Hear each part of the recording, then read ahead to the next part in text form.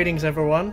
This is a new episode of Rally with Racquet. Of course, we are with the Zenox. As you can see, Twitter handle down below, ZenoxCast. Go chuck him a follow right now before you even start progressing through the podcast. Right now. Obviously, if you are aware of Zenox, he is currently a prized oceanic PUBG caster. Has done stuff a lot with Overwatch in the past too. Oh, look, he's already being humble, but yeah, I'm happy to have you on the podcast, mate. Yeah, welcome. Happy to be here, Racquet. Thanks for having me on. It's been a while since I've done a podcast, actually, so Yeah, very excited. But it should be good fun. Just having a chat together, basically. exactly. It's a nice long format where you can say everything you want or anything you want, really. Oh, anything. No, Anything. not really. Not anything. Not anything. I don't want this channel to get taken down already.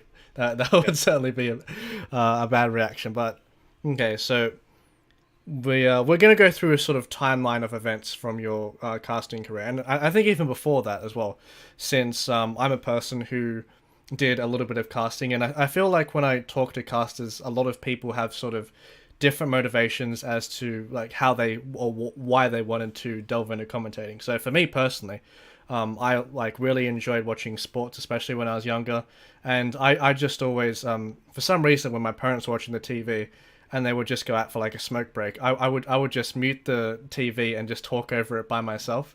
I mean, and in hindsight, it probably does sound a bit silly, but for some reason I was sort of attracted to that concept coming from sports. And when I played video games at the same time, the thought of putting those two magical things together excited me. So what was your sort of take or like inspiration on casting for esports?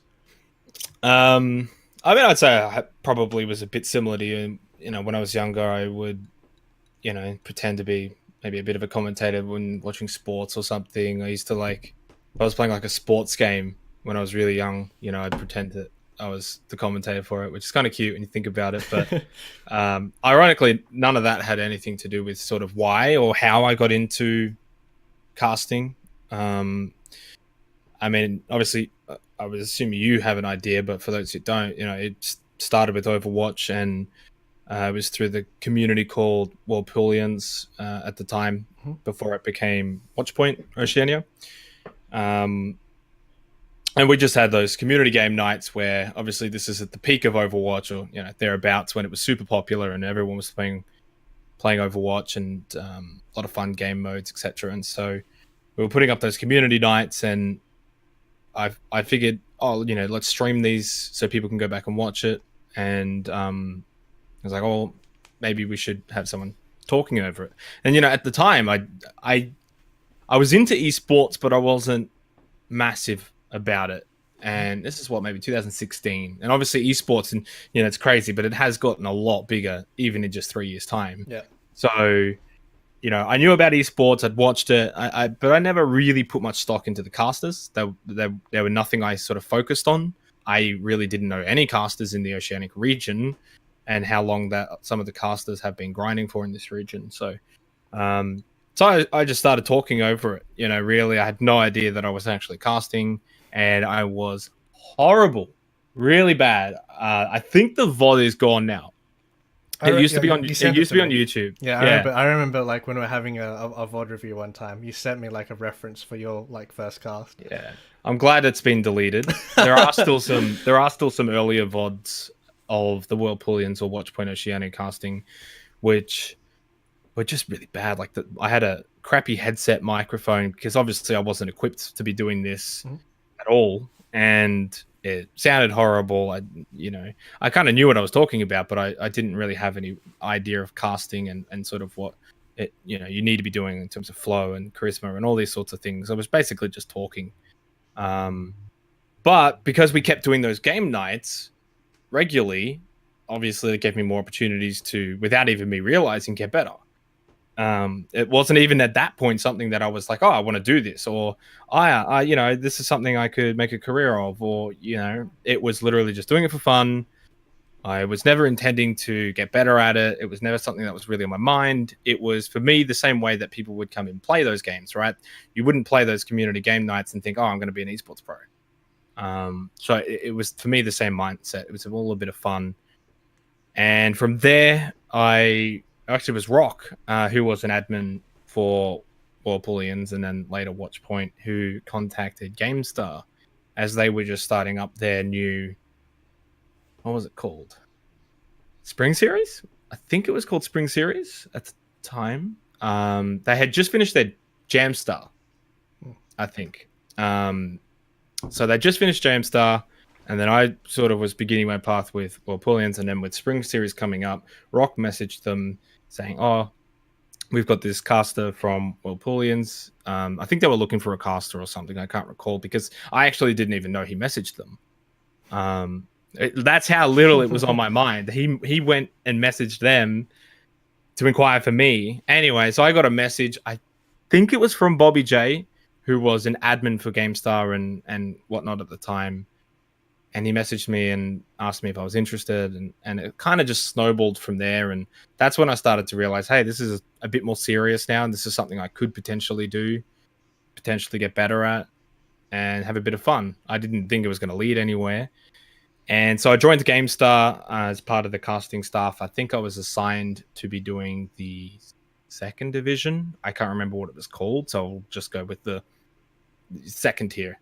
So you had the first tier and then the second tier. So I think I was assigned for that and did a few casts for that. And then I think a spot opened up for the main division, and I sort of finished the season off there. If I recall, this was 3 years ago now or thereabouts. So from there, it basically snowballed, and obviously myself, Genome, Bobby J, we all got better together. We all improved together, and I started to take casting seriously. I really enjoyed it, really loved it. And I would say when we did Summer Series for Full Circle and we got the opportunity to go over to New Zealand, that's, I think, when it really sunk in how real it was and what was happening. And I was just sort of blown away because, I remember the discussions at the time, and Genome was doing his whole law thing and discussing payments and all these. And I'm just like, hey, I just want to go to New Zealand. I'm happy to just fly over there. But looking back on it now, that's not the way to go about it. But it was just all a lot of fun. It was all happening so fast. And when we went over there and we did the studio casting, that's probably from that point onwards, I was sort of like, yeah, this is what I want to do. I really enjoy this. I'm not too bad at it. By that point, I was a bit better. By that point, I had a new mic, and by that point, it was a lot more professional, especially from my end. So from that point onwards, it was sort of the platform that the big break, I guess you could say at the time, that I got, and yeah, the rest is history really. From then onwards, we did pretty much all Overwatch events in the Oceanic region up until obviously Contenders Season 1, which I was still fortunate to be a part of, and still am a part of Overwatch, which is really humbling to think it's been 3 years. And even though I don't get to do it as often, it's where I began and still get to do it. That is the most comprehensive first answer I've ever had on this podcast by far. So I congratulate you on that. Setting the level. Yeah, you are. You've set the bar very high now. So my next guest will be quite anxious on trying to reply from that. But I actually remember sometimes when we were in Discord calls, and because at the time we had the same mic. We both had a Rode mic, the USB one. I've still got it. Oh, you still got it. But I still got it. But I remember, like, back in the day, I had one before that. Yeah, there was something wrong with it, and it was something wrong with the gain. And I remember before cast, you'd play around and you'd get really frustrated.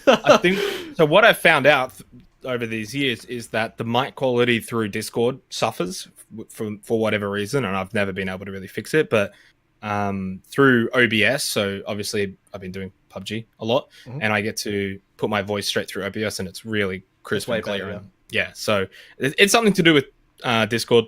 And fortunately, I don't do Discord casts anymore, and so it's not really an issue. I was going to get a new mic that would then be able to be clear through Discord. So I don't know if my mic sounds... Oh, it sounds good now.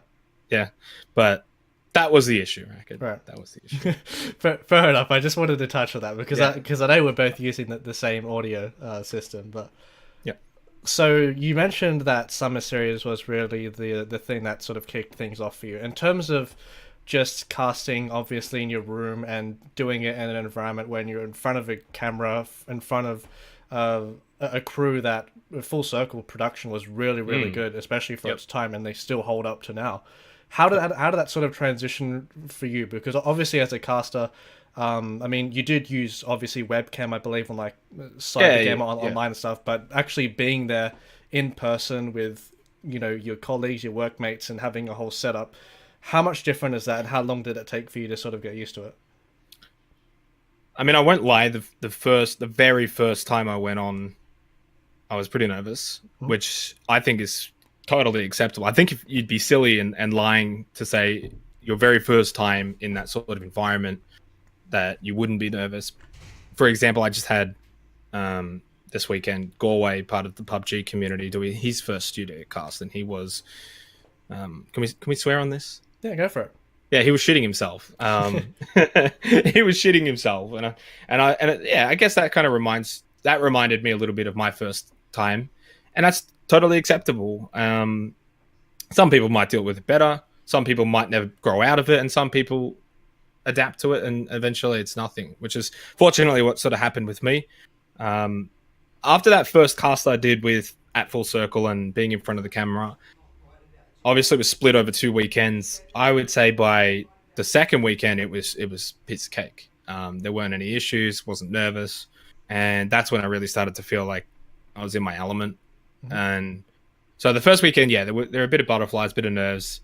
Probably the second day wasn't as bad as the first day, but it was still definitely an experience. And obviously having to learn to continue talking if you've got production in your ear as well.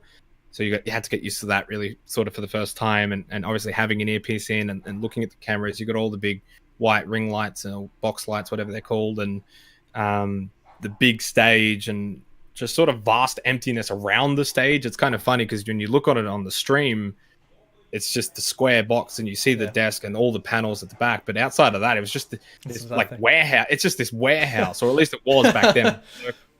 So, and it was really, really hot as well. I think there were a lot of memes about the sweating forehead at the time, especially even Avril still gets it with the sweaty forehead, even though they've moved studios. But yeah, it was really hot in there because it was just black. The whole studio was just black, but Hmm. it was a really good experience and certainly dealt with those nerves by the second weekend, which was good. So in terms of like the technicality in casting, because when especially up and comers come into esports, obviously you have a much different story, in that you were developing yourself, and you sort of did it in a way that it wasn't accidental, but you sort of tripped into like that sort of fashion. You weren't exactly from what you said, you weren't looking at other esports casters and looking up to them and trying to peck their sort of style. Hmm. That to me is actually very interesting because especially a lot of casters that I feel like are coming up, I feel like they try to replicate other casters too much, and Yep. they differentiate themselves and they don't use their own personality. One of the things that I want to talk about in terms of being a caster, being a personality, is the measurement between entertainment and information, right? Because I think that's probably one of the more difficult aspects to sort of nail down in a cast. So you see this throughout a whole different amount of esports as well, because it can vary in terms of when you're talking for a while, or like the amount of banter you can have during the match. Because obviously PUBG, of course, is a slower game than Overwatch, right? So you're gonna have, you can slow the pace down, and then it's sort of like a climax when things happen, and you can build yourself up towards that. How would how important do you think is the sort of measurement of, okay, there's so much things we have to talk about right now in terms of, oh, maybe they're going to be. I mean, I honestly don't know much about PUBG terminology, so you you could probably help me out here. So like maybe they're rotating around the map in a certain fashion, and you can see like two teams are colliding. But there's so many things sort of happening on the screen at the same time. But maybe you find like a joke that could be comedic for like that instant a moment in time. How do you balance knowing when to say things, when to prioritize things? Because you of course are an informant to the viewers, right? And at the Yeah. same time you need to make sure they keep on watching too, so entertainment is going to be a sort of value point there. I think To sort of summarize your question a bit, I think going back to sort of the VOD review, I don't know if you remember when myself and Genome were critiqued by Uber. Yep, I watched that.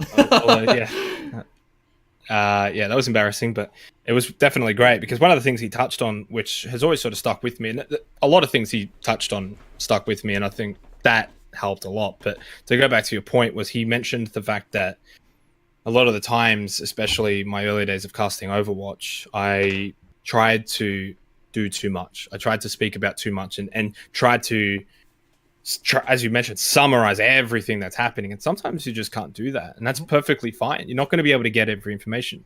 You're better off focusing on one thing and doing that really well and really in depth than you are to try and get little bits of everything, because then it just sounds horrible and you're not really informing the viewer of the dynamics of absolutely everything that's happening. You're just sort of touching on every little bit, which a lot of the times, depending on the esports title, depending on that, of course, and just sort of depending on the action that you're commentating, you're just better off focusing on one thing. So to sort of go back to your question, in PUBG terms, or it doesn't matter. If it's something where, as you mentioned, maybe there's critical information that you need to bring up, maybe there's something that's comedic that's popped into your head and you think, oh, this could be a funny joke. And as you mentioned, trying to be entertaining and informative as well.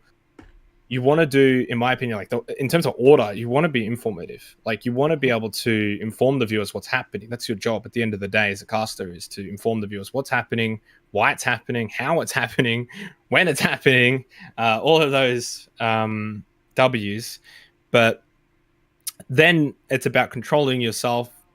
If you get through that and you do the informative stuff, maybe that comedic time is still there. Maybe you can fit it in. If it's not there, doesn't matter. You let it go. There's been a lot of times where I think, obviously, entertainment is a part of it, but it's not a big part of it. It can be if you want to make yourself as a caster like that. But I personally, for me, I think there's a limit to how much you want to have before it becomes very gimmicky and not professional. There's been a lot of times, though, where I've wanted to say something, but I've had to leave it behind because I'm focusing on what really matters. So even if I can't make a quip joke and seem really funny and really smart, and it was the perfect timing, if I have to leave that behind, that's fine. Don't try and fit it in. Don't try and do it all at once. So I think that answers your question. Yeah, it does. It does. You answered a few questions in that question, I guess, as usual. Well, I feel like you asked a couple of questions. Well, I did. Yeah, it was pretty long.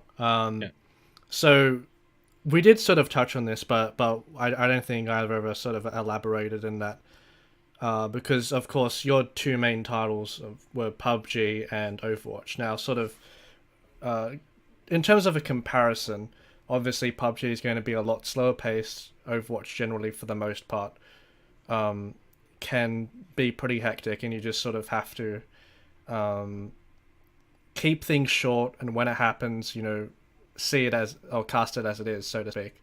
In terms of your style, because you're still primarily like a play-by-play caster, how sort of easy was it for you, or maybe difficult was it, to transition from Overwatch to PUBG? And as a sort of side notation to that as well, what are like the biggest differences from both of those titles in terms of, especially from a play-by-play perspective?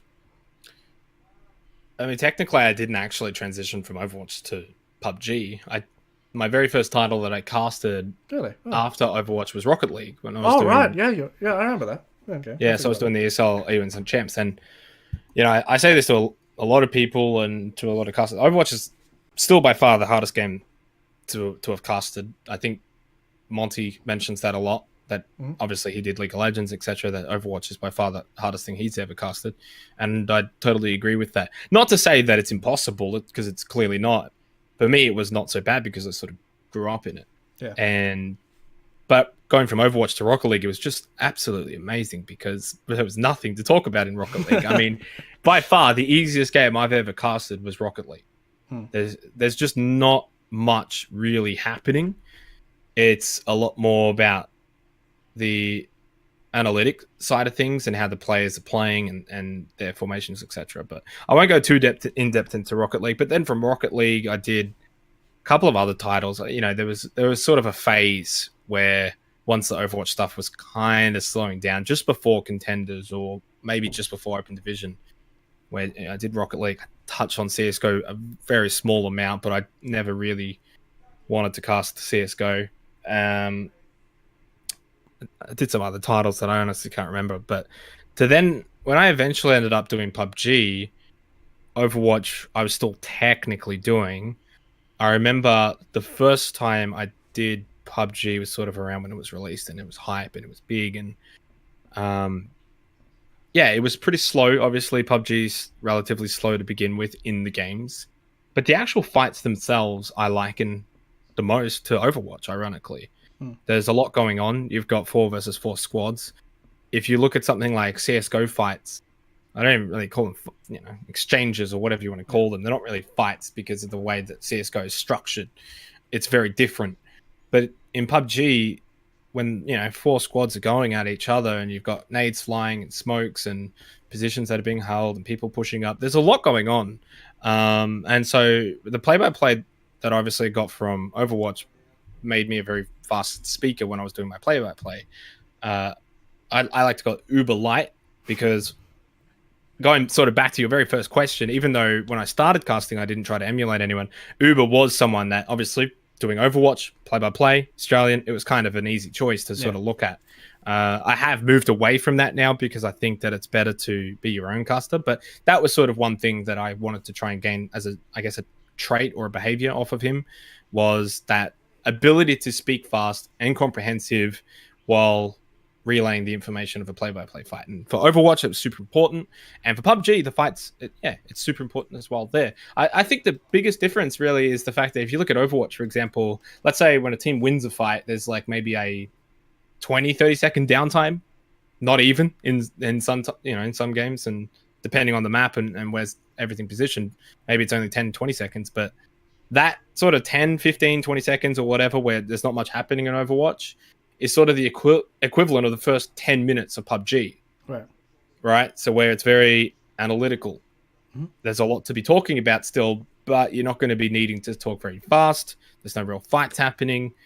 But the last 15 to 20 minutes of PUBG can be pretty hectic. There's a lot going on when you've got 16 teams, 4 players in each team. There's always something to look at. There's always something to talk about, and there's a lot of fights happening. So I would say they're actually pretty similar in terms of fighting potential, in terms of the casting style that I bring to both games, which is probably why I've been able to continue to do okay when I have to fill in for Overwatch, compared to doing PUBG, because they're both relatively similar. I think the biggest difference is the fact that in Overwatch you've got to call out ability names and whatnot, whereas in PUBG obviously you don't have to do that. So, but compared to a lot of other esports titles, they are the most similar of all the rest that I've casted.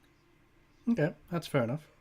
So, looking at, I think this is quite an interesting question, I think, because sometimes casters stray away from titles, especially like within the Oceanic region, because they feel like it's too saturated or it's going to be very difficult to get in, right? If OCE was sort of a fresh board and you didn't have established casters in like premium games like maybe League of Legends and Counter-Strike, is there any sort of title that you would sort of put your foot in the door early? I mean, because that is the sort of thing that stops people. Oh, okay, but if we're going to go with this hypothetical scenario, is it just about the enjoyment of casting the specific game, or is it about maybe the career paths? I mean, you can talk about both if you want. I honestly, honest to God, if it was just the enjoyment of casting the game, I would choose Overwatch. Right. I still think it's one of the most fun games to cast because of the pacing of it, unless it's goats. Not a big fan of goats. I don't think many people are. Yep. The earlier iterations of Overwatch were just so much fun, and all the matchups and things like that. But definitely I would choose that. In terms of career, it's a tough one. I mean, I would have to honestly say maybe League of Legends. I think you've seen a lot of Australian talent come out of League of Legends and get a lot of gigs overseas because of League of Legends. I think CSGO how many casters have done CS:GO and gone on to do big international events, not named Elfish Guy. Yeah, Can you name one? no, you can't. Because I wouldn't count Sponge because he was a player. Yeah. I mean, Sniper did a little bit, but again, he started as a player. So I'm talking if you're beginning as a caster. Mm-hmm. So I wouldn't choose CS:GO for a career path. And sort of going back to your first point about the whole saturation, I think CS:GO is probably the most saturated esports title to be casting. And anyone who ever speaks to me about casting, I steer them away from doing CS:GO. There's just too many. There's just way too many casters. Yep. There's a lot of games to cast. Don't get me wrong. Because of the nature of CS:GO, you can cast a lot of the low-level games and whatnot and try and build yourself up. But I would not recommend it unless you live in Sydney and you're like 5 minutes away from ESL. Like, I really wouldn't recommend it. And even then, I probably there is just so much talent, really good talent. And like that's the other part of it, right? It's saturated, and at the top end of CS:GO, you've got some absolutely amazing talent. There are some who've been able to sort of climb up it, but yeah, I think it's at that point now where it's so saturated. League of Legends is another one where it's just like you're going to be going uphill to try and get to like OPL, right? Yeah. I think most titles that are established, it's going to be difficult. I think in terms of titles that potentially, if you're a new caster or wanting to be a caster and you don't care what game you want to cast, I think games like Rainbow Six Siege got some potential. There's some decent casters in Rainbow Six Siege. I'm actually going to be at the LAN for it this weekend in Sydney, which would be pretty cool. I've met a couple of them, but I'm in their Discord and there's plenty of games that just go like completely uncasted. So that's a bit different to like CS:GO, I guess, where there's less saturation, and so you can potentially build yourself up there. I would say, to a degree, potentially PUBG, but also no, just because of the game's pathway, and we can probably talk about that later. Otherwise, we'll be here all day. Overwatch is obviously extremely difficult. We know that more than anyone because of the way that Blizzard works with third-party tournaments and contenders is obviously Ben and Jordan. So I would never recommend Overwatch either. So you're kind of seeing this similarities between these sort of top-tier esports titles. And so my advice would be to, whatever's the next big one, and you know it's going to be the next big one, hop on at the very beginning. Make a name for yourself from the start. And join the community, be a part of the community, talk to the players, learn the game as if you were a player, and you'll get that notoriety, you'll understand the game, you'll be the first one in the door, you'll get the opportunities, and from there you can build yourself up. And if the game's pathway goes up, then you go up as well alongside with it. That's for me sort of what happened with Overwatch. Got in at the start. PUBG got in at the start. So I don't consider myself a top tier caster in the sense that, I can just go into any game and get a top tier gig. No. I got lucky. There's luck involved. There's a whole lot of luck involved. So I got lucky with Overwatch and I got lucky with PUBG. But definitely Overwatch is the game I would prefer to cast. And career-wise, it's a tough one. As I said, probably League of Legends because of the things I mentioned before. Interesting. Yeah, I think League of Legends is the one that people do pick a lot more. Especially Riot are very established with their league system, in that the teams in the league even have to have team houses and stuff as well. So at least they have sort of a consistent manner in which they operate. One thing that I wanted to talk about as well, because maybe not many people would know about this, and in terms of a competitive aspect, you used to play Paladins a while back, right? Yeah, you didn't want me to bring this up, mate, didn't you? No, you can bring it up. Okay, I mean, I always bring it up because it's my highlight of my competitive career. Exactly, mate. It's the only highlight of it. Jake. It is. So I did play some CG weeklies, okay. And we kept in Overwatch, but we kept running into Harambe Kebab Shop with Dr. Nada and all of them. I think Huss was on there as well. Yeah, which wouldn't have been a fun match. There was a few of the top tier players on there, but we got stopped. But go on. So in terms of your Paladins career, why did you get off the Paladins boat? Because you were, a pretty successful player for OCE relative to Paladins, of course, and Paladins has been an esport in terms of Oceania. Like Kanga obviously have been very successful in that manner. Why did you hop off that train? I hated the game. Okay, From by that's the way to far enter from it. the beginning, I hated the game. You've got to understand, and you got to realize this was back when it was still very much Overwatch was like up the top, Yeah. and it was still a very popular game. Not saying it isn't now, but it's obviously weaned down a bit compared to what it was. I remember I got messaged from Hades, obviously Kanga. He was, I think, still part of Aftermind at that time. And he told me, oh, come play Paladins. There's not many teams, a lot of money involved, and potentially go overseas. I was like, yeah, I'll give it a shot. Right. I was still playing Overwatch, and so the skills translated from Overwatch to Paladins for sure.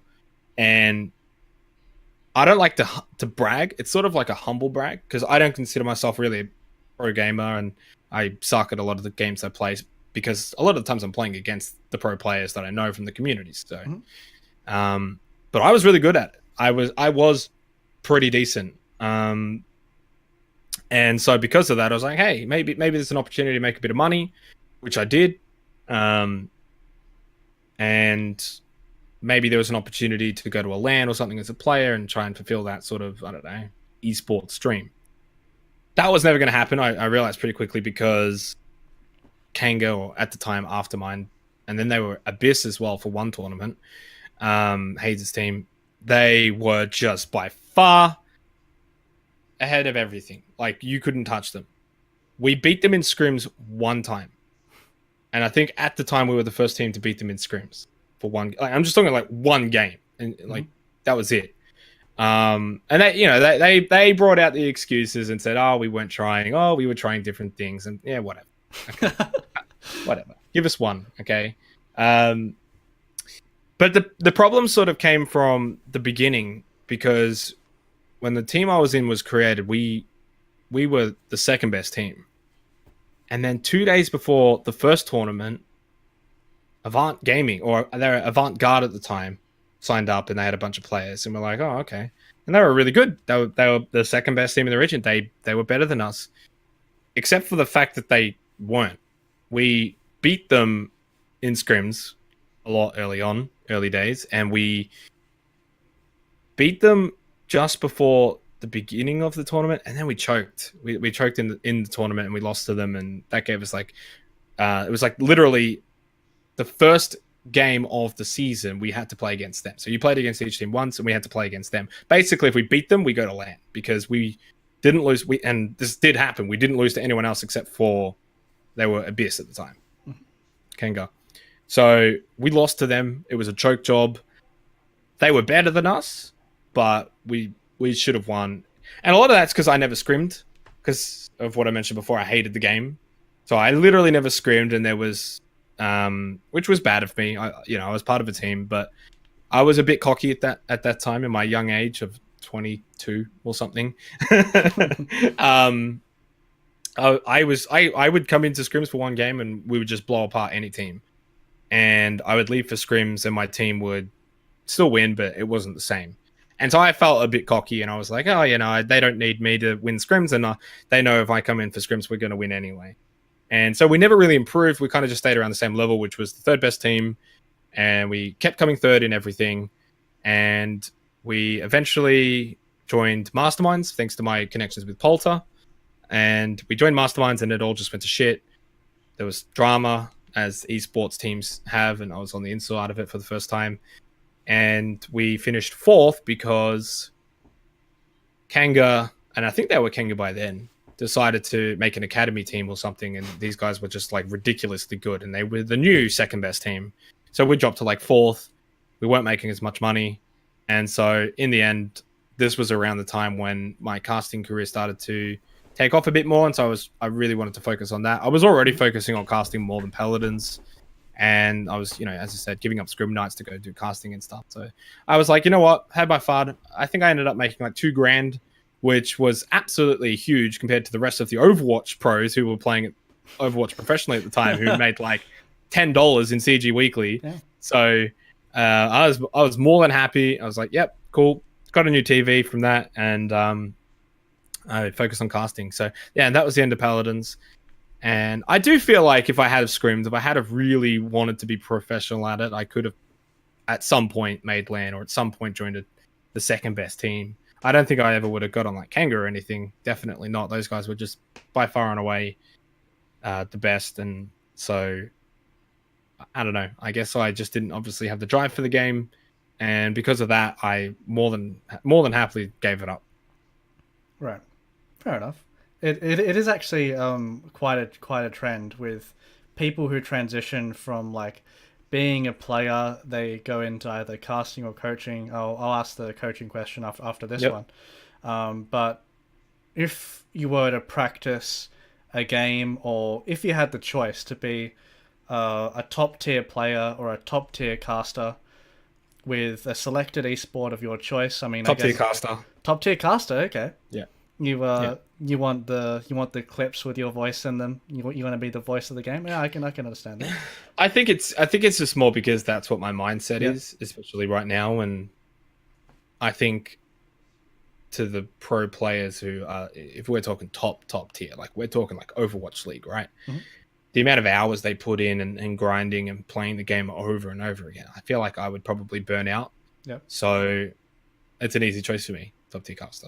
That's the goal, that's the dream, and so that's my mindset as easy choice. I like that answer, because some people actually would prefer to be a player, but they're just like, I'm awful at playing video games, so I'm just going to talk over them instead. But yeah, so as I said, the next question would be in relation to coaching, because you were a coach for Diffuse back in the day for Overwatch, because you and Dr. Nutter were building that team at the time, I believe, yeah. Well, and Dr. Nutter was. Yeah, Dr. Nutter was, and you took over the mantle after a little bit. So yeah, that team was pretty much entirely scouted. How was it sort of coaching for Overwatch for a brief period of time? I loved it, actually. I really, really enjoyed it. It was something that I wanted to do.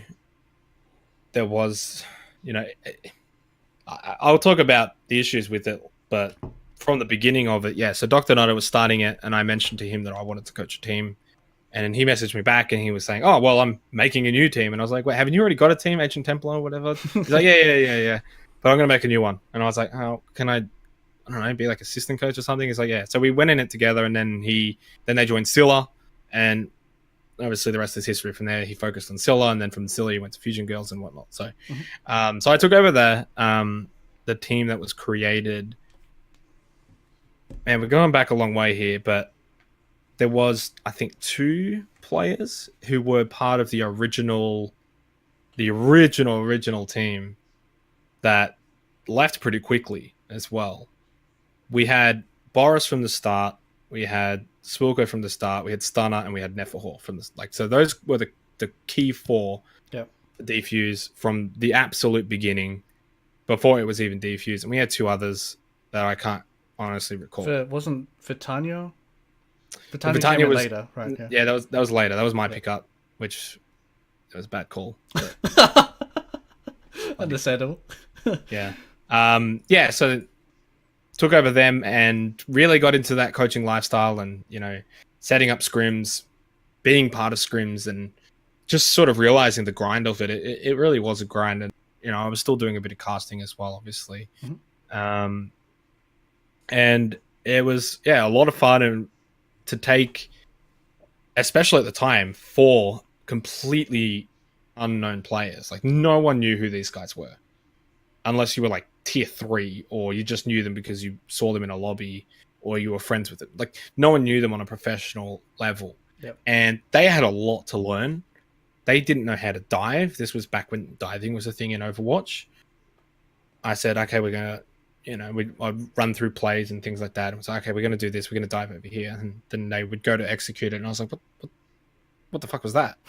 And they're like, what do you mean? And I was like, you didn't dive. And it's like, oh, well, we don't know how to dive. So the lessons at the beginning were very simplistic, and the complete core basics of professional Overwatch. But the biggest thing that I tried to do, more than teach them how to play the game, because these guys were good. They were all 4K players. I think except Swilko, who was maybe 3.5, right? So he was like master. And maybe one other. Oh, TBR Vanguard, who was part of the original core. I think he was like 3.6 or 3.7. But the others were 4K. Like Neff was 4K. Stunner was 4K. Boris, I think, was maybe 3.7 as well. But we had to go through a lot of the core basics, and I also wanted to teach them about playing as a team ethics, being part of that competitive environment, and sort of like life coaching them as well. They were young guys, and I had a bit of older experience, and trying to make sure that they don't tilt in matches, because that's just so key, right? You know, at that time, even now, players still go and tilt even at a high professional level. So that for me was my biggest emphasis more than anything, was those aspects, to not tilt after scrims. You know, it's like, if you lose in scrims, I don't care, as long as you go in with the mindset that you're going in to improve something, or to execute something. Doesn't matter if you win or lose, it really doesn't at all, you know. Anyway, so we moved forward with the team, and we'd do our scrimming, and we'd be playing, and this was all in mind for summer series, which we had to qualify for. I don't believe we didn't have Taken at the time. I mean, the VODs are actually probably still up there. We definitely had TBR Vanguard, and I think we had Patterson. I think Patterson was who we had. Maybe an old name now, but back then he was a decent Ana player. Anyway, so we started off really poorly in the summer series, and we ended up going down to the wild card spot, and we ended up playing Wombology. Is that a name that rings a bell, Racquet? Yep, that rings a bell. Yeah. They were favored heavily by everyone to beat us, because, and I still remember this, Wombology were actually super unlucky to even be in the wild card spot. They kept finishing, like, if it was like top 4 to get in, they were like 5th every time, or if it was top 2, they were like 3rd like, so whatever the format was, they were literally like the next team under every single week, which was a surprise. And so the fact that they're in the wildcard, everyone's like, oh, Wombology is going to beat Diffuse easily, but we had been scrimming them, and we'd been beating them and beating teams but that were better than them, and so we knew that we could beat them, and that we had the confidence to beat them, and we beat them. I think it was 2-0. It was either 2-0 or 2-1, and I just remember the being in the Discord when we won, and how everyone was just like so happy and cheering and yelling, and we were in summer series and no one expected it, and it really put us on the map. I think we even got like maybe top 10 in the power rankings after that, or something like that. And then obviously we didn't do very well in summer series. We were definitely out of our depth, and then we had a slight reshuffle. We ended up picking up Taken and Vitania. And both were my calls to try and get some experience into the squad, right? I wanted to keep the core 4, Boris, Swilko. Well, actually, I was trying to replace Swilko. Yeah. I feel bad because I love Swilko more than anything, right? But I was trying to replace him because he was just underperforming. But I'd never kicked him, and he was always part of the squad until the very end. I sat down with him, and you know, this was during a period of Overwatch where players were just getting kicked left, right, and center. Yep. And I didn't want to do that. I didn't want to just kick him and replace him with someone else. I said, generous. I gave him the opportunity to improve. I told him all of the aspects that he needed to improve on. I needed him to learn Ana because we were getting Taken in, right? And Taken was the Lucio player. So I was like, you can't play Lucio anymore. You're going to have to go learn Ana. You need to do this, this, this, and this. If you can do all of this, you will stay in the team. I don't care if I could get a better player, Dalsu, who we trialed with, and he was amazing. And he went and did everything. Dalsu turned us down. I won't lie. If Dalsu had accepted, Suoko would not have stayed in the team. He would have been our 7th player. Mm-hmm. So he would have been a sub. But Dalsu turned us down, even though we won all our scrims with Dalsu, which was really surprising. I guess he just wanted to go on and do bigger things, and he did. So good on Dalsu. I still like him a lot. I met him obviously plenty of times at LANs and what, but so we kept Swilko. We had Taken and we had Vitania. I wanted them because of their experience. You know, Vitania was part of Alter Ego, Taken was part of Jam, etc. And I wanted to turn Taken into the shot caller and the leader of the team, because I felt at the time, Lucio's, you know, looking back at sort of like the RQT days, etc. The Lucio a lot of the times was sort of the shot caller and leaders of the team. Taken was horrible at it.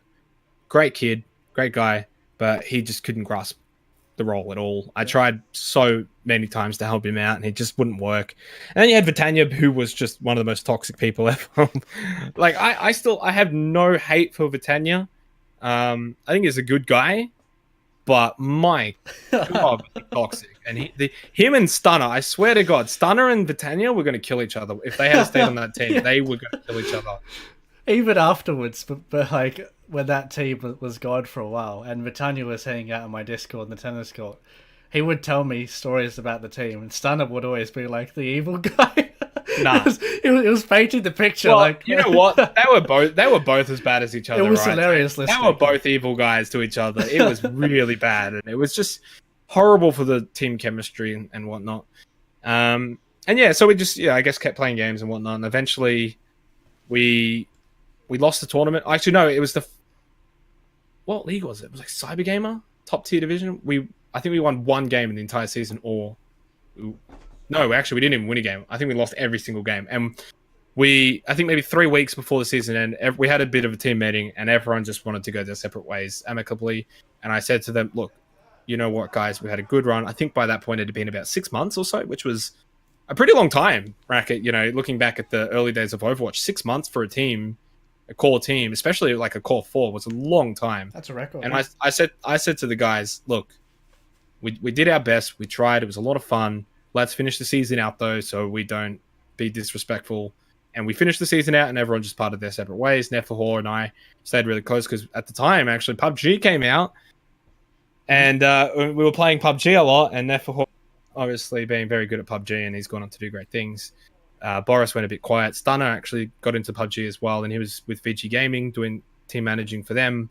Swilko obviously stayed in Overwatch, and fortunately, he made contenders and still is contenders, etc. So I'm really, out of all the people, Swilko, I was just so happy when I saw him at LAN for the first time, and how bloody heartbroken I was when they lost that series. Was it Darksided versus who was it? The first season of Contenders LAN. I can't remember. I'm even running. It was it Drop Bears? I think it was Drop Yeah, it was Bears. Drop I Bears, think it was Drop Bears before they were the Drop Bears now. You know what I mean, Racquet? Like they were good, but they weren't at that point, And Suoko's team, if it was Darksided, I think it was. Yeah, it was. I remember him with that little jacket. They lost that series. He was crying, and I just gave him the biggest hug, and I just said to him, look how far you've come, from almost being kicked by Zenox to being hugged by Zenox at LAN. You've come a long way, mate. Keep your head up. And so I was really proud of him for that. And I think Taken ended up retiring, Vitania retired, and that was pretty much it. All right. That was all. I felt like a really long story. It was a great story. But you know what, Racquet? Like, you look at like the Paladins talk and the Defuse talk. Those are pretty big parts of my journey to where I am as an esports person, right? Regardless as being as a caster, those sort of pro player, semi-pro player, semi-pro coach, being parts of those aspects probably helps me a lot with what I do nowadays and understanding player mindsets and coaching mindsets and all of that. So I look back at all of that fondly and don't regret any of it. So we've gone through a lot of your past now. There's been a lot of it. You're a very decorated chap. It's been a long 3 years, Racquet. Yeah, it has been a long 3 years. But here's where you are now in your PUBG jumper. Looks wonderful, by the way. It's really hot, but I love it. Yeah, I was gonna say it's boiling in here because I think it's the same weather right now, Melbourne and Sydney. So yeah, pretty much. I never put my fan on because it always like is in the background for when I'm talking. So whenever I'm streaming or recording, it's like a massive sauna in my room because there's it's the exact same with me, right? No ventilation in this house either. So it pisses me off so much. But anyway, diving into your PUBG career. Now you said that you felt it was an easy transition to go from Overwatch and PUBG, like you were juggling them for a bit still to a degree. Yeah, a little bit. Now. There wasn't much of a juggle period. I did a bit of PUBG while still finishing off Open Division. Right. So there was the 3 seasons of Open Division that we did. The first 2 meant nothing. Everyone won like $50 skins or whatever. The E-balance. The final season of Open Division was the one for Contenders. That was the big one. We got to do that, which was great. And I had to turn down a PUBG role to do that final season of Open Division because I was still holding on to the hope that I was going to get to do Contenders. or we were going to get to do contenders. So I turned that down. Obviously, we didn't get to do contenders, and bloody Elfish Guy and Sam, man. But no, so and then from there, it was actually kind of great because I got a message back and from the same tournament organizer saying, "Hey, look, we're doing another PUBG tournament. Do you want to? What about this time? Are you open?" I was like, "Well, yeah, I'm free. I got nothing else. There's no third-party tournaments. Sick of doing Open Division because by that point, the next season of Open Division, you weren't going to have those top teams anymore. You know what I mean?" And I think at the time there was sort of like ruling restrictions on Open Division as well. Maybe? There was, yeah. So you had to get permission from both teams to even be a caster for that. And there was a lot of teams who didn't want to do that. So it got to the point where doing Open Division was just not worth it because of so many other reasons. And there was no third-party tournaments. PUBG came up. And I was like, yeah, cool. Let's move on. All right. I mean, as you sort of alluded to earlier on the podcast, you found it easy to both do Overwatch and PUBG, but like overall, they're very different games, right? Yeah, they are. You said like once the fight's erupted, since you have the experience in Overwatch, it's easy for you to apply that there. But overall, as obviously a game design, I mean, it's a battle royale versus a team shooter. Yeah, no. I hope that like people don't get confused when I say the fighting or whatever is similar. It's the casting that's required for it is similar. They're completely different in every aspect. Mm-hmm. What attracted you to PUBG? Because obviously those games are completely the opposite. Yeah. So for me, PUBG was always a no-brainer. I never played H1Z1 though, right? So this was my first battle royale coming into it, but I loved DayZ. The original DayZ. We're talking the OG DayZ when it first came out, and it was part of the Arma 2 mod. Yep. I was there.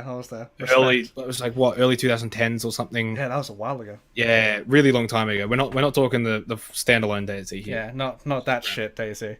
Yeah. So I absolutely loved that. I loved the churn side feel to it and the gunplay and all of the aspects that came into it. So when PUBG came out, it was firstly the it thing. Everyone was playing it, and so it was relatively cheap.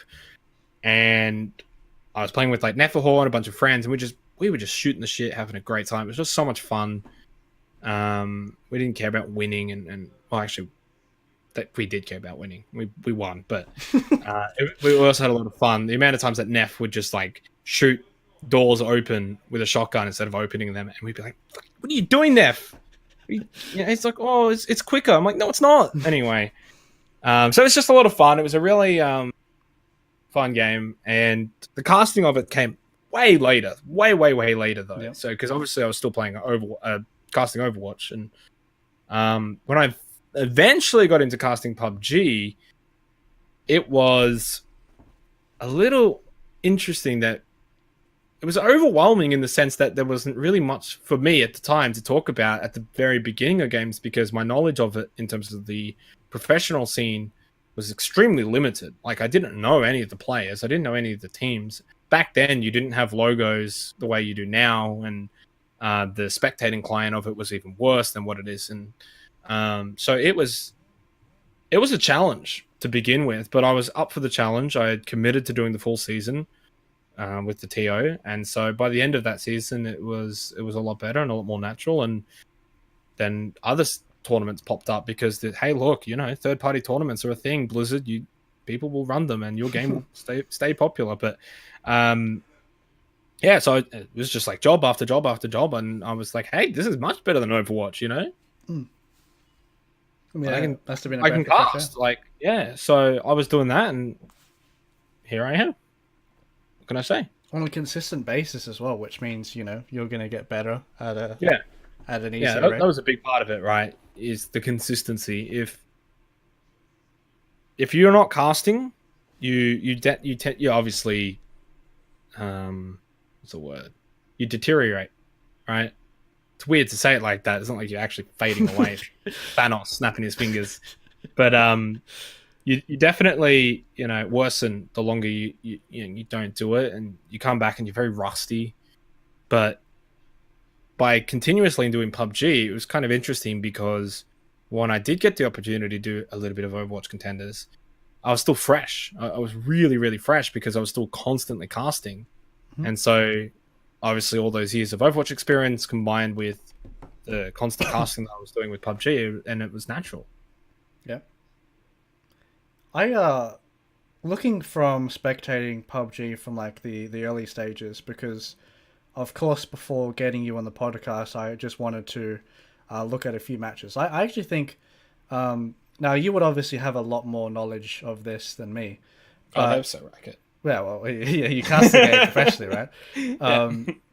Looking at the spectating client, how do you think it has evolved? Because personally, it did look, I mean, obviously a lot cleaner than before. You'd hope there sort of would be some sort of evolution, and they are going for that sort of like a CS:GO look with the colored projectiles of like the grenades and the tags above their heads Yep. with the team logo. So I honestly think that's really clean. I've always digged that look. So how do you think that's sort of made it easier, one, to cast, and two, sort of aesthetically evolved from what it was before, I mean, or to interact with it as well, because obviously you're spectating it. yeah, so obviously it's a huge improvement, right? In every facet, they have dramatically increased and improved the spectating functions of PUBG from the early beginning days to where it is now and to where it's still going. Like they're constantly improving it. Like I only just found out there's like a new in-game stats in the like just to the right of where like the health is and what they've got equipped and whatnot, where it actually shows you for the league itself that it's being run, what the averages are for that person in game. The viewer can see there, like number 3 in average kills, which is 2.6 a game. You know, I think that's fascinating to see things like that in a game like PUBG, which is a very stats heavy game. Stats are huge for this game, right? If you look compare it to something like Overwatch, and no offense, but I don't think many people care what the damage done was for Yeah, Overwatch, I agree, right? yeah.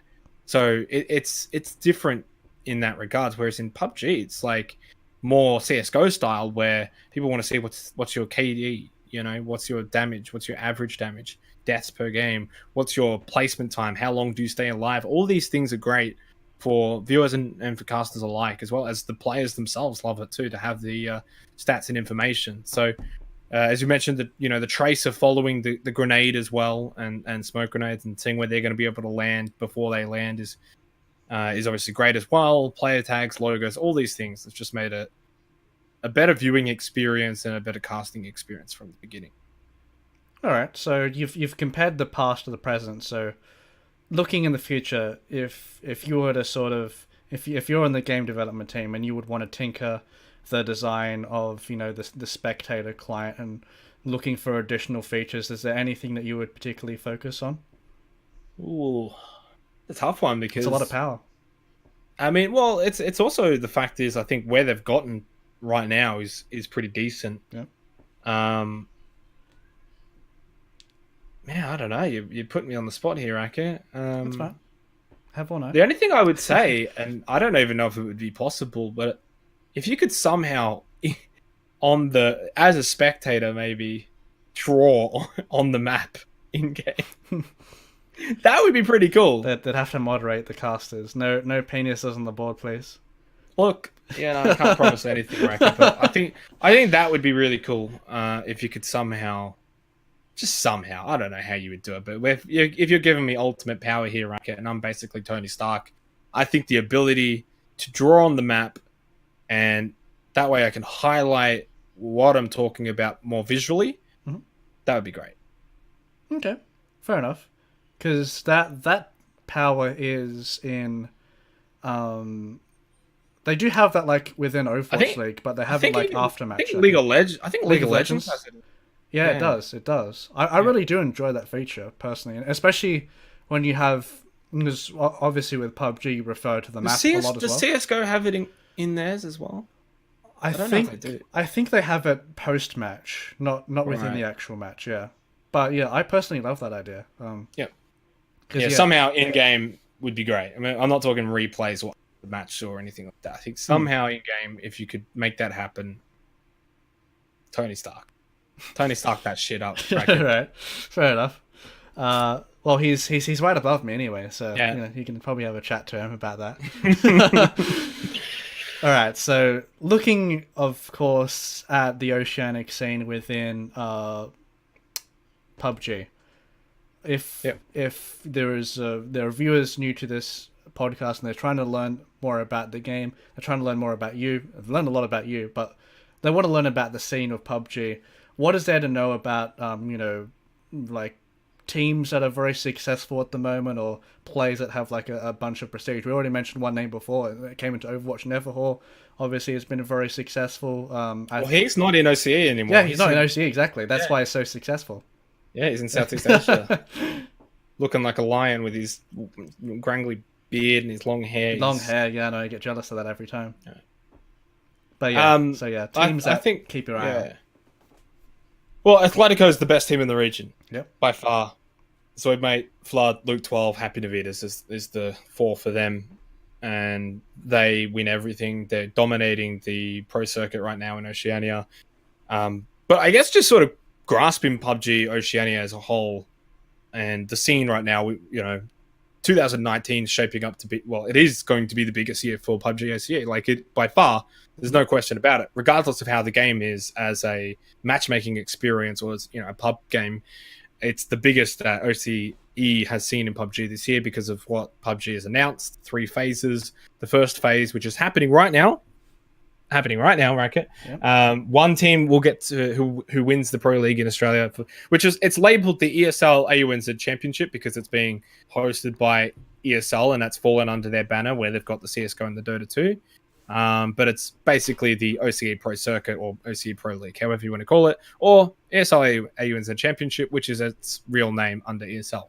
The winner of this tournament that's happening right now gets to go to London, represent Oceania. Mm-hmm. So it's only one team. Now, in phase 2, there's going to be 3 teams that get to go and play over in Europe, Stockholm, specifically. And it's going to be a kind of interesting tournament because it's going to be Western teams only. So your Europe, your North America, Oceania, etc. So I think some of the Asian teams have got... Well, I know the other Asian teams who basically won't be there will be playing in their own tournament where it'll be like China, Korea, etc. You know what I mean? They'll be playing against each other. Yep. And then for phase 3, it's basically the worlds of PUBG, where 3 more teams get to go from our region after doing the league. Of course, all of these have leagues, right? Yep. So we had last year PGI Berlin. Chiefs went overseas and represented Oceania, but that was only one team. And I've always been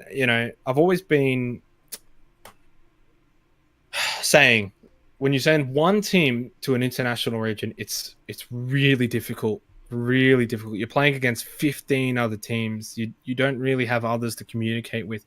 I think 3 Oceania teams going overseas is going to be huge. I think that out of those 3, one of them will be like top 5, and most likely Atletico. I think Atletico have got, honestly, the potential to be one of the best teams in the world with how they've been completely dominating this region recently. Like, it's ridiculous. People look at PUBG, Battle Royale genre, just the Battle Royale genre as a whole, people look at, it's RNG focused, right? How can you be consistently good at an RNG game? These guys are, So there is so much skill involved that they're overriding RNG. Like, that is ridiculous when you think about it. It's not even like they're hiding the whole match as well, because they have the most kills in the game majority of the time as well, right? Well, that's the other thing. The meta has shifted because of the super rule settings that PUBG's put out. So kills are favored now, which is to entice viewers and to make it more of a spectator-friendly game. You get 1 point. You get 1 point a kill, and the top 10 placing teams. So 1, 2, 3, 4, 5, 6, 7, 8, 9, 10 gets 10, 9, 8, 7. You know what I mean? So the points you get for first is 10. For example, Atletico have been winning their games so far. Every game they've won has been 14. They've won like 4 games now, or 3 games. Have been with 14 kills in each game. So they're getting 14 points from their kills and only 10 from their winning the game. So you can kind of see how kill heavy the meta is and why kills are important. If you get 5 kills, that's as good as 5th place. Right. And the reason why this was implemented, for those who don't realize, is the old style was placing was predominantly how you got your points. And what this created was teams would loot up, they would go to the center of the zone, and they would just sit in a building. And that was the game. That was the meta. And to just try and get high placing. don't take fights because that means that you're likely to die or lose players. You used your teammates as literally like, a life system in a single player game. We've got 4 lives. We only need one by the end as long as we get top 5. And that's where rank tanking was coined, where you only had one player alive and they would just be prone in the grass. And so that was the gameplay style has changed dramatically. The settings is now called the version 4 settings, where the game has sped up. For example, it's like 8.5 minute mark is when phase 1 finishes. It used to be the 11.5 minute mark. So everything's been sped up by like 3 minutes or so. So by the time you're in phase 2 now is the old phase 1. So it's completely sped up. The game can only go for a max of 32.5 minutes. That is the absolute highest. That's when the phase 9, for example, the blue comes in. Yeah. Until there's nothing left. That is by far the longest it can go. The longest game I've seen so far is 31 minutes. The average is maybe 28. And I think those times are great. They're short. The looting phase is still boring. Don't get me wrong. The first 5 minutes, there's really nothing happening. But now, by the 10-minute mark, there's plenty happening. From the 10 to 30-minute mark, there's a lot going on. Whereas it used to be maybe the 16, sometimes even the 20-minute mark, till the final whistle. So PUBG as a whole has definitely improved esports-wise. Viewers are very low on Twitch, though, which is an interesting thing. But according to PUBG Corp, obviously their main audience is from Asian region. It's still massive. Yeah. China, Southeast Asia, huge. And so that's their main audience, and a lot of their views comes from those other third-party websites, streaming websites overseas, and actually not from Twitch. So you might only see, for example, the NA Pro League has only got like maybe 4K views, and you're like, lol, Overwatch League gets 100K or whatever. But that 4K views pales in comparison to the millions of views it's getting over in China or Southeast Asia and things like that. So they don't care.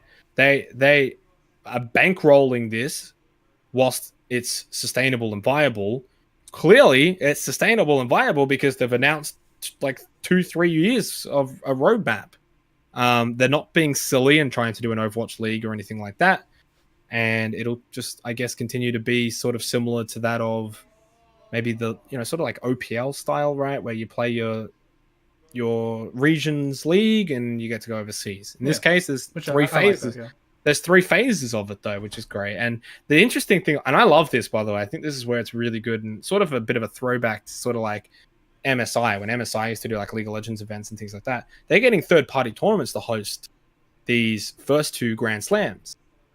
It's Face It, who's obviously predominantly from CSGO, where they're most well known, but they're in PUBG as well, is going to be hosting the first one, and Global Loot League, which is a big tournament organizer in Europe, will be hosting the second one, and obviously the third one is PUBG Corp, right? It's their worlds, essentially, so they're hosting it. And I think that's a really good incentivize as well for tournament organizers who want to maybe be a part of it. If everything goes well this year, you might look at, it could be like bloody Intel Extreme or something. You know what I mean? Like, I'm just spitballing and saying examples. It could be MSI next year. Who knows? But it gives a way that third-party tournament organizers can be a part of it. Okay. You really told me a bunch of information. I'm just trying to dissect that at the moment because, Look, you can slow me down, Racquet, if you want. No, that's fine. That's completely fine. Because PUBG is actually a game that I did want to get more familiar with, because I did meme it on release initially, but after watching a bit more like seriously, when I was watching your cast, for example, and I actually played a match like a week ago, you really start to appreciate how different it is. Like that really, I wouldn't say slow pace, but it's a different pace from like a lot of other games. And the fact that it is attracting so much success, like out of it still is attracting the success in the Western world because obviously it's interest, especially within Australia and how we're getting a lot of invites. I think the biggest misconception with PUBG in Australia is because of the infamous incident with the Australian servers. Yeah. If you go on Twitch, like I'm gonna go on Twitch right now. We're doing this live, Racquet. Right. PUBG is usually still pretty high up there in terms of views. Yeah. Not always. So looking at it right now, it's sitting 1, 2, 3, 4, 5, 6, 7, 8, 9, 10. Yeah. 10 or 9, right? Can't count, but it's like top 10. yeah, it's in the top 10. Usually it's sometimes even higher than that. Like I've seen it like 1, 2, 3, 4, like around the 6, 7 mark still, and it's constantly still at the top, Yeah. right? In Australia, it's dead because what happened was they stuffed up the servers, and they stuffed it up for months. Like you literally couldn't play on Australian server, I think, for like 2 months or something. If you do that to a region, they're going to go elsewhere. Yeah. It's pretty common. By that point, it was also around the time for right up through the roof, you know, and so it was easy transition for everyone who was like, "Oh, I'm just going to go play Fortnite," and then they might check back a week later and the servers are still gone. Like, okay, I'm done. I'm not going to check anymore. Then they said they brought it back, and it wasn't brought back, and then eventually they fixed the servers, but then people couldn't get games because no one was queuing because everyone thought the servers were dead. Right. So then PUBG Corp turned around and was like, "Oh no, the servers are fine. There's just not enough of a player base." And we're like, "Well, the servers weren't fine. Now they're fine, but now the player base is gone because they weren't fine for like 2 months or so." And so that's the biggest thing. So if you were to log into PUBG right now, 8:30 at night, you think, "Damn, prime time! It can easily get a game." Now you can get a third person game. This is again the other misconception. People still play third person, unfortunately, but first person is where the pros play and the community play. You can't get that. You have to go and play in Southeast Asia. For example, I'm in Melbourne, I get maybe 110 ping. It's playable, but it's not ideal. Yep. So a lot of the pro players play scrims. So it's kind of interesting that the pros, there's a lot of pros who play because I think that that's the best way for them to actually play the game, because you can play on Australian servers in first person. And obviously you got Face It as well. So, 60 or so queue up on Face It that pops, and they get put in random teams, and it sort of gives them that matchmaking experience. Mm-hmm. Okay, fair enough. Now, talking in sort of a global aspect, you mentioned that you think Australia, especially Atletico, would be like the strongest team coming into I wouldn't say that they would be the strongest team. I'm saying they'd be up there. They'd be able to hold their own. They would be well and truly a great representative of Oceania. For Oceania, yeah. All right. Because in reality, there aren't that many esports in which like Australia is well represented, in that they can get several invites to a global tournament. I think like Rocket League comes to mind, in that Rocket League have some pretty good representatives that can get invited. Even then, no offense to the Australian Rocket League teams, but I think they do have 3 invites for. Well, no, I think it's 2. Oh, you're talking about invite slots. Yeah, invite slots. Yeah, I think they got 2 or 3. Yeah, they do. Which, I know last time they definitely had 2. Which obviously in League of Legends they have the wild card thing where they have to brawl off against like a bunch of other regions. Which I think is fair enough, because if we're going off history here, Racquet, the League of Legends guys suck overseas. Oh yeah, exactly. They always have. They have no right to be invited straight out, so they just have to brawl it out amongst themselves. Yeah, so it is good that PUBG system has recognized that, or do you think it is as a result of them recognizing that like we're pretty strong as a region? Yeah, I think it is, and I also think that it's deserved, because if we look back to early last year, 2018, we had the Zimo Invitational down in Melbourne, which is where Atletico, not the current Atletico roster, the one with it was Neferhorn, McClutch, Linksy, and Heifer. Although actually, I think they were missing McClutch at the time. I think, and they had Zidon filling in. So, and they won. I can't remember. It was like $100,000 or something. Pretty good. Something like that. Yeah. And it was an international tournament, but it was just hosted in Australia. You had teams from China, Southeast Asia, etc. You know what I mean? So it was a very Asian tournament. We won it. We had four of the top 5 teams were Australian.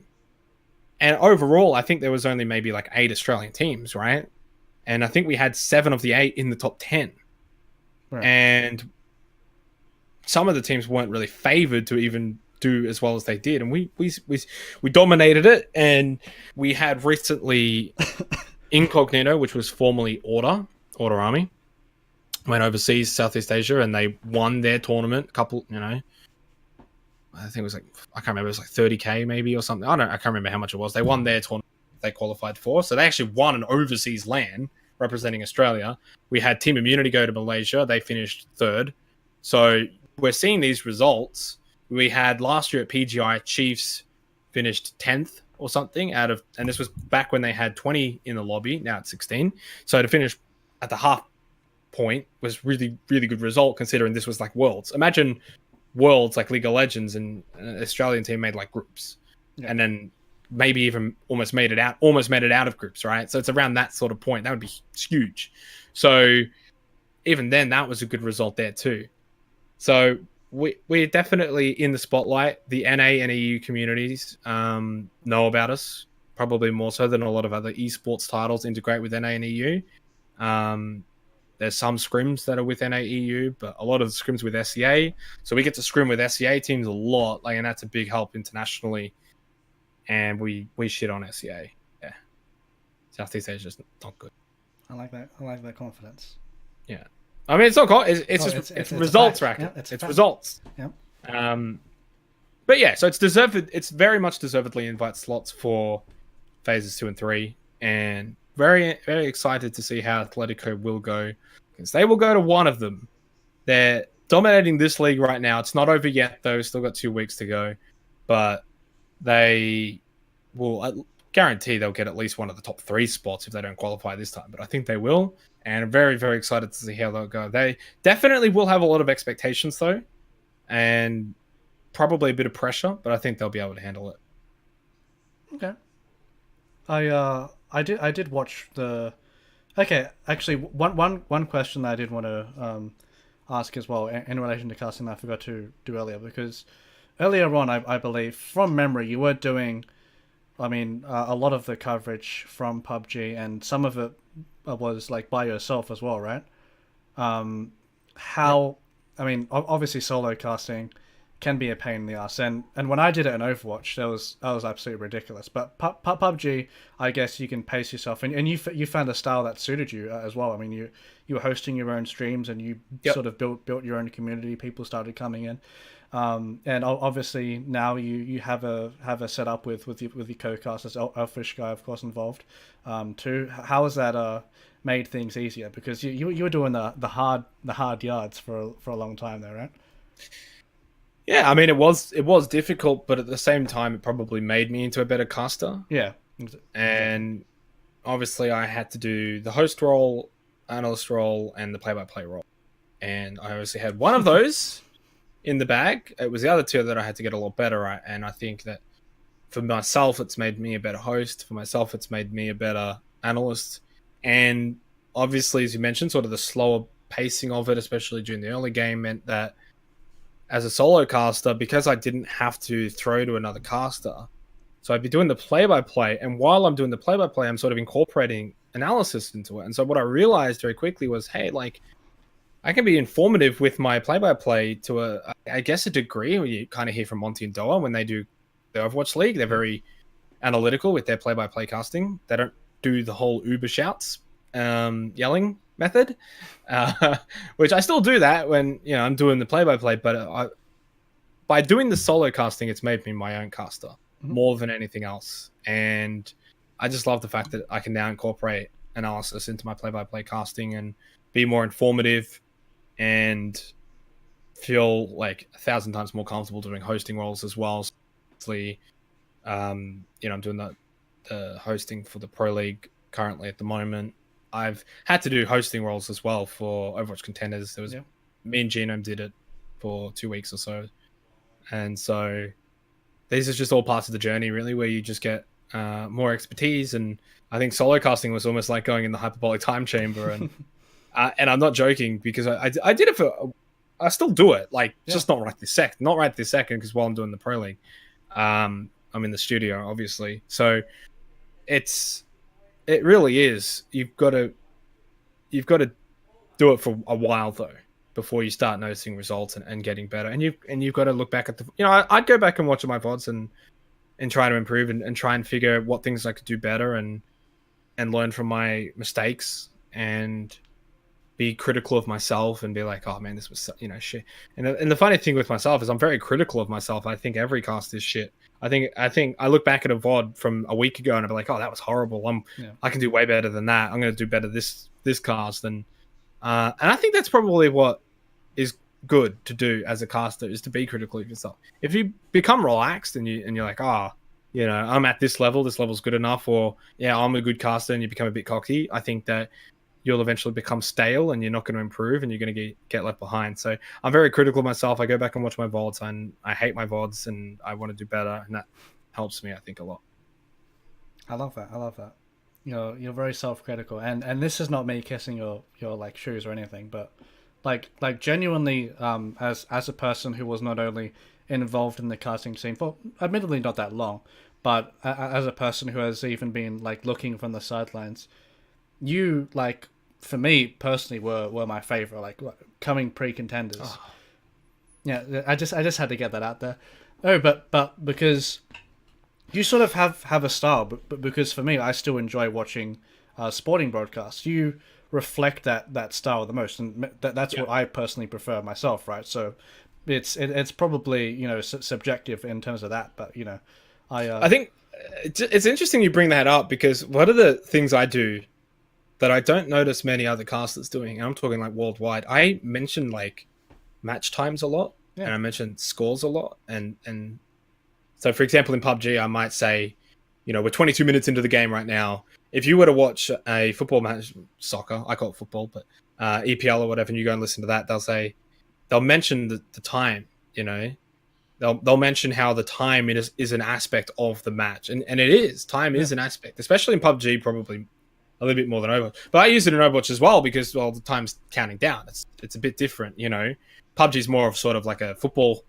It's gone up, to 30 minutes, whereas for Overwatch, I'd liken it more to sort of like a basketball game that's really close, and there's only like 2-3 minutes left on the clock, and it's like 98-98. That's how I view Overwatch. And so with only a minute and 13 seconds left, they must get onto the point or something. It's emphasizing why they must be doing it and using the time as a means as to why. So I guess it's a bit sport broadcasting. I'm glad you picked up on that, Racquet. Very proud. Yeah, see, I critically analyze everyone that casts. Yeah. No, so I wanted to get through sort of like this bonus question towards the end here, because obviously PUBG is a battle royale game, and with the recent release of Apex Legends as well, in terms of as an esport, because obviously they don't have a custom client yet for spectate. I mean, you could probably throw Fortnite in this question as well. Yeah, but that's garbage. No, I'm joking. Oh yeah, you can talk about Fortnite as well if you want, but in relation to battle royale games in general. Yeah.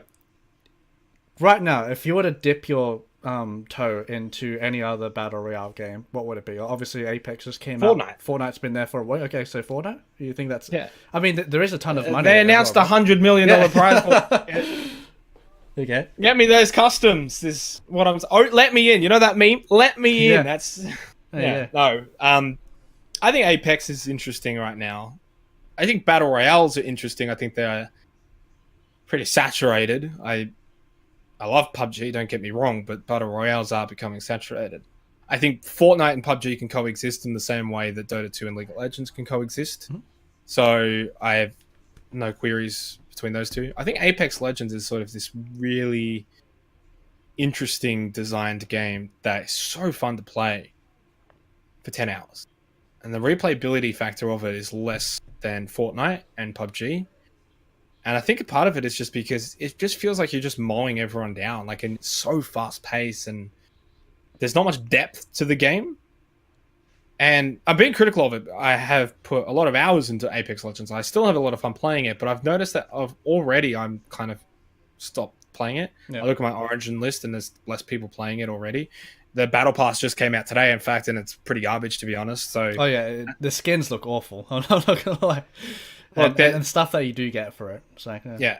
And I don't trust EA at all. So regardless if it's Respawn, you can clearly see through their pricing structures that EA's got their hands on this. Like $12 for $1,000, $12 for 1,000 Apex coins or something. Whereas if you look at Fortnite, it's $9.99 for 1,000. Right? They're pretty explicitly clear. They're kind of like 1 and 1, right? But it's just like 1 times 10 to get to 1,000. So, and then not only that, but when Fortnite prices their skins, it might be 2,000 for a skin or something like that. Or they make it so it's a lot more accessible. It's a bit greedy, but it is more accessible to say, hey, I'm going to go buy 2,000 V-Bucks and I can go get this 2,000 skin. If you look at Apex Legends, their skins are priced 1,800 for a legendary, which is already, in my opinion, overpriced. Yeah, right? That's pretty bonkers. But you can't, if you buy 1,000 coins, you've got to buy it twice. Mm-hmm. You know what I mean? And that's $24. Yeah, that's $24.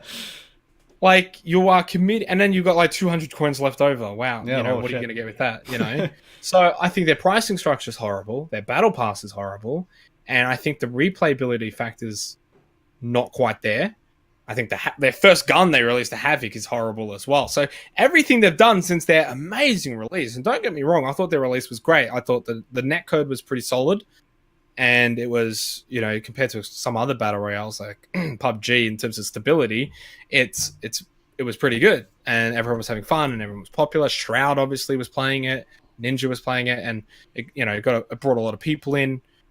And I think people are just starting to get a bit bored of it now, and because I think it doesn't really have its own heart to it. If you look at PUBG, it's a military shooter, simulation style, and it's meant to be the OG of battle royale. You drop down. It's not a rush to get 50 kills. It's a matter of survival. You know what I mean? And it's got this different aspect to it. Yeah. Fortnite's Fortnite in its own unique way. People can hate on it as much as they want, but it's highly successful because of its ability to reach so many different audiences. Young adults, kids, even some older adults. The ability to build entices these players who are professional to get better at something, and they can feel really good about themselves because they can do quick 90s. Good on them. But hey, you don't need to do quick 90s to play well at Fortnite, because there's just so many players that 6-year-olds can get kills. Mm-hmm. You can log in and you can hot drop, and if you get lucky and get a gun, you'll pick up kills. So, and their skins are great because why? It's a third-person game.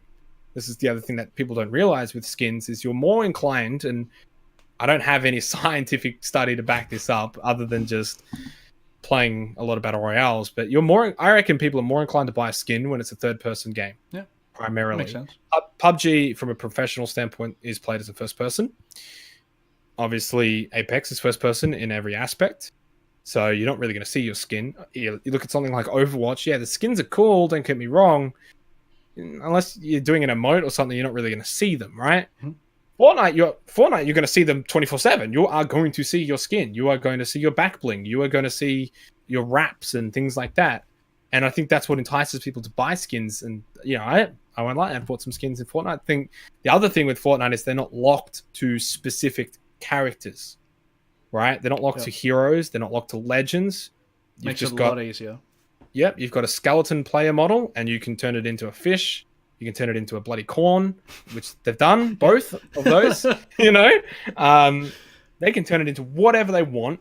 It's extremely evident that Fortnite's grasp over their engine is just A+, with their ability to spit out skins, make changes. The way they've written their code would be, I'm assuming, amazing, because they can make changes on the fly and very quickly. So they are in control of their game.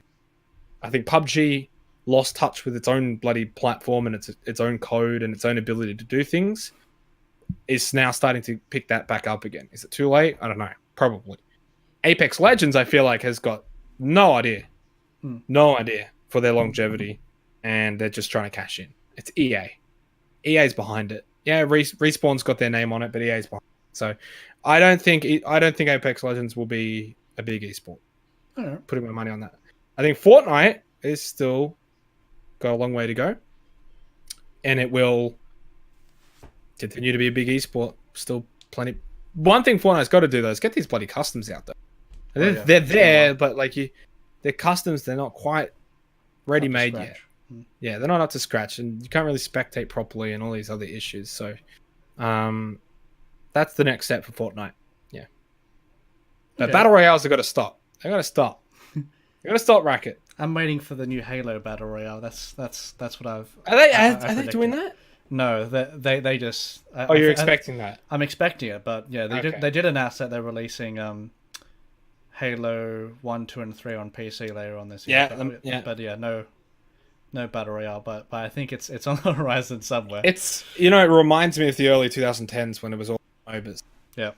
Yeah, League of Legends, Heroes of New Earth, Dota 2, a whole bunch of them, and just so many cheap rip-off versions of and it they as well. fade away. They fade away. And you're getting that now with the battle. You got spell breaks just come out. Yeah, people talk it up. I think it's crap.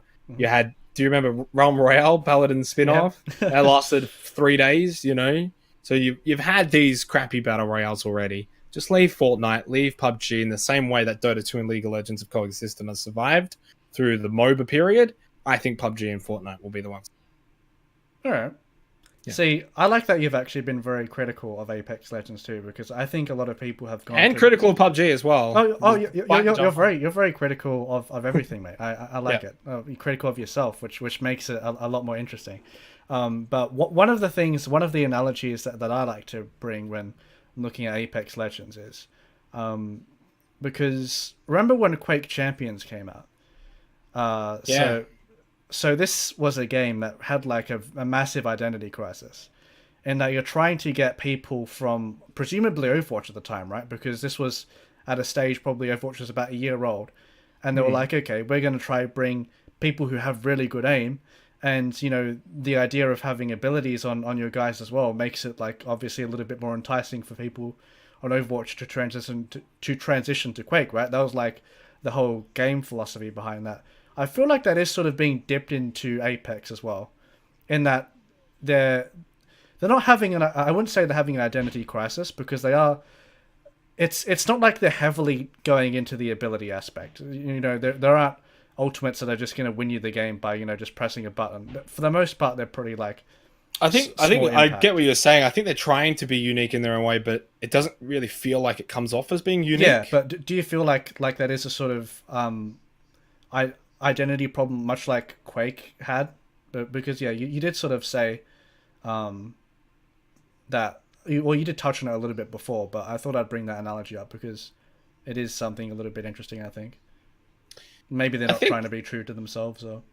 I think that they had an idea, and they've used this idea, and the idea's worked, and they released the game, and the game is fine. The problem is, for Apex Legends, as I have touched on, is the replayability factor. But I think when you're looking at it from maybe what the Legends do and the way that the game works, I think that they've got to make a decision in terms of what's their goal here. Is it to provide an Overwatch-style team-based shooter? Or is it more of a shooter, right? Yeah. Which one comes first? You can't have both. If you look at Overwatch, it became pretty clear in the early days, we're a team shooter. Abilities, not everything's guns, and their identity. It's more clear now, yeah. Yeah, well, yeah. Their identity, they were set in stone. Apex, I think, is trying to do a bit of both. I think they're trying to get like the gun aspect into the game for the first-person fanatics, and they're trying to then also provide an outlet through abilities. Whilst their abilities aren't super strong, they're kind of annoying in a way, some of them, and others are just a sort of get out of jail free card if you look at sort of what Wraith can do. Mm-hmm. Some of them are fun if you look at Pathfinder and the grappling mechanics, etc. But whilst they're not overly the major factors of Apex Legends, I still think the shooting is the big thing. They're there. And they're kind of like this elephant in the room. It's like, well, you bring out Octane. How many other Legends are going to come out? What are their abilities going to be? But what's the goal here? Do you want people picking a specific Legend to do a specific thing? And especially, I think I'm more talking esports here, because I think matchmaking wise and just playing as a game, it's going to be fine. It's totally fine. It's a fun game. You might pick it up. It's a game you can drop down into Skulltown, kill a few people, die, and then go to work or go to uni or whatever. So I think the game's fine. I'm not hating on the game as it, but I think from an esports perspective, I'm trying to picture 3 players who are professional in a tournament with 15 other teams, and it's like, okay, we got to pick this person, and this person, because they all synergize and they all do this. It means they're picking their team based off of the abilities, right? Yeah. And what the Legends are doing, which puts an emphasis on them more than on the guns. And at the end of the day, it's a battle royale, right? So you already got an RNG factor of the way that Battle Royale works with looting, etc. The zones. Although I don't think the circle in Apex Legends does it. You could take the circle away, and I don't think you would notice in Apex Legends. Like it's so big, it takes so long. If you actually go and play a game of Apex Legends, get to the point where there's maybe 15 people alive and you're in phase 2. Like it's stupid. That's not. I've seen 8 minute wins. You know, that's too quick. Like the game is just like on steroids. It's ridiculous. And a large factor of that is because of Legends and what they can do. So I don't know. I think you're right. I think it's got. I don't think it's an identity crisis, but I think it's in this really step below it, where it's almost at this identity crisis. And do you focus more on the guns? What do you do with the legends and stuff? Because Overwatch is interesting, where ults make an impact and abilities, etc. Make an impact. Like that's just the way the game works. In Apex Legends, they can sometimes, and then other times they don't really make. You know, Bangalore can throw out her bombarding strike or whatever it's called, and sometimes it does nothing. Other times it kills 2 people. That's pretty RNG to me. Yeah. If you're going to be playing Overwatch and you pop your tactical visor, you are doing it for a specific reason. You're set up for it. You might not kill anyone, but you did it for a reason, you know, or you go and kill 4 people. And you can say, well, that's RNG. It's like, well, no, because he's set up for it. He put himself in this position to do this. Bangalore just throws the bloody smoke in the bloody vicinity of other people. It's like, hey, Kobe, you know, like there's no skill involved in that. And it takes like 5 to 10 seconds until the first bombing strike. And they're all in random positions. Like the whole thing is random. Yep. So it's, to me, there's no skill in that. There's no skill in her ability where she gets shot and she can move like 20% faster. There's literally no skill in that. Her smoke, I think there's a bit of skill in her smoke, and that's it. So out of her entire toolkit as a legend, she's got one ability that a good player can maybe do better than another bad player. But the rest of the kit, the bad player can do just as good as a high skill top tier pro player with the movement speed and the smoke grenades. I don't know. I'm ranting a bit here, Racquet. I do apologize. That's completely fine.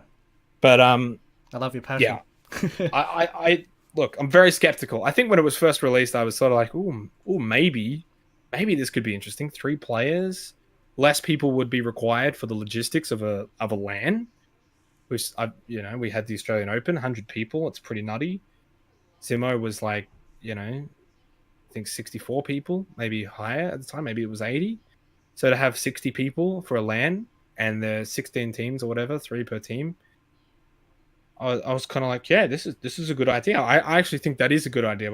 3 per squad. I see people asking for solos or duos or 4-man squads, and I think, no, it's not what the game needs. The game is fine as it is right now. I actually like the fact that there's only one mode. I like that fact. The game was designed with the ping system, etc., all in mind. I think the revive system's great. Obviously, Fortnite stole both of those two, the ping system and the revive. Good on Fortnite. They were quick on it. They were very quick on that.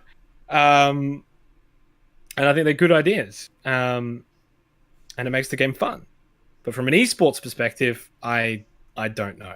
It's just too early to call. But if I had to call it, I'd say it won't work. Right. All right. I think EA are pretty greedy. I don't know if they'll be putting out. Look, they are. I mean, at the same time, they do have a lot of money, which, well, this is the other thing, Racquet. PUBG Corp's got a lot of all of these publishers and whoever, all these big companies, they've got money. Yes, Fortnite makes a lot of money. Yes, they can throw out 100 million and make that back next month from skins. But a lot of other companies can do things like that. They don't choose to. 100 million is a lot. They don't have to go that ridiculously high. But you can't sit here and tell me that Steam or Valve, whatever, Valve Corp can't provide a prize pool for Dota 2 International. That's like 10 million. I mean, even with their, how Artifact was a really bad release. I'm saying just like from Valve themselves. Oh yeah. Not like the way that they get like, funding. So the new card game that came out for Valve, Artifact, like that massively ended up flipping. Yeah, that was a flop. Yeah. They initially at release, like Valve are very confident in this. like within a 6 month span, they had like a plan where the first tournament was going to be like 500,000, and like a few days after they were having like a accelerating staircase before they even saw like the people who even purchased the game. I mean, if that doesn't show you how much money like these companies have and like the confidence, but it's just dumb though to throw it away like that. Oh yeah, no, but like it's a flex. But you're right. Right? Yeah, it's not a measured one. It's just we have money. It's just to whip it out and be like, hey, look what we can do. And it doesn't.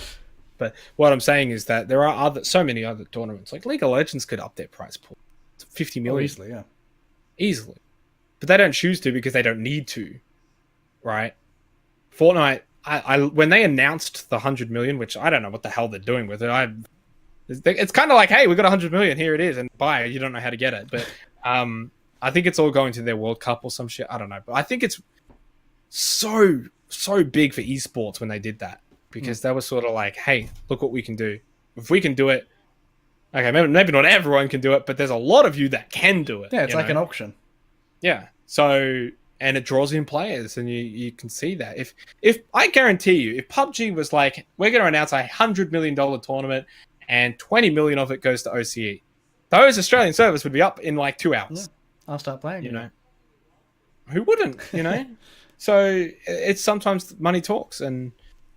But I think Fortnite gets away with it a lot because they're just making so much money from those skins, and they can do it a lot easier. So I will understand it from that perspective of other companies that, yeah, probably Fortnite's bankrolling this a lot quicker than any other tournament would be able to bankroll 100 million. And they'd probably feel the pain for a bit before they recoup, Yeah. Let me think. I don't really think I have any more questions. I've run my gambit, so I'll give you the microphone, Zenox. Is there anything you want to say before you sign off, or we sign off, I should say? No, I appreciate you having me on the show, Racquet. Definitely enjoyed it. A lot of fun, and it was a lot of fun. So I felt like I'm just sitting here in the therapist chair, like going over my life here. Well, what's wrong, Zenox? What's wrong? What's up? My casting life, but. It's been a lot of fun doing this and sort of going over from the beginning to now, and then looking into the future and criticizing battle royales and Apex Legends. I will say again, thank you though for having me on. I'll be doing PUBG this weekend. I have no idea when this is releasing though. So. Is this releasing like next year? And it's like I don't even know when I'm releasing it either, mate. Like for some reason, I've been asking for a bunch of people to do like the podcast with, and everyone has like messaged me this week, and they're like, all right, we can do it this week. So I'm thinking, fuck, do I just tease it out and just slowly go one by one each week and just space it, or do I just like record all these fucking podcasts in 3 days and watch my voice deteriorate? And as you could probably tell my voice, like I've done a couple already, like in the past couple of days. So yeah, it'll probably be released next week, I imagine. Yeah. All right. Well, I'll still be by that point on the weekend in PUBG, so it doesn't change much. I'll still be doing a bit of Overwatch contenders as well coming up, at least from today. So. That's going to be exciting as well to do that. I think one of them's going to be with Elfish Guy for contenders. I haven't done contenders with Elfish yet. Nice. Well, you've done PUBG, so it's time to flex your muscles and Overwatch. That was our first time casting together as well, me and Jordan. Yeah. So I've casted with Ben a few times now over the last year or so. But yeah, Elfish Guy was definitely a lot of fun to cast with. But shout out to him, Jordan, who by the way, got as I'm signing out here, I think is the best caster in Australia. Yeah, I agree. So just putting that out there to all you other casters. Look up to him. Yes. He's very, very professional, very good at what he does. But big thank you to the PUBG community, Overwatch community.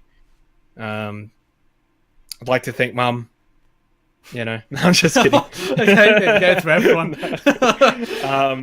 No, I don't know. I'm not good with sign-outs, actually. It's one of my weak points, Racquet. Yeah. We'll put this out here. You're practicing your hosting career right now. Well, actually, hosting sign-outs are easy because you just say, thanks for watching. We'll see you next time. And that's it. Yeah. But I see, I have it easy right now. Yeah, you have it easy because you can just say, well, thank you, Zenox. Thanks for watching. We'll see you next time. Yeah. No, I think we'll stop there. I think That's fair enough. Just again, big thank you to you, Racquet. It's good to see you still, pumping along with content. It's always good to chat to you as well, and hopefully, maybe we can do one in the future. Yes, there'll be a second. Another 3 years down the track, I'll Yeah. I'll get my. At that point, I'll probably need to book it with my assistant. Yeah, you won't be in Australia at that point, mate.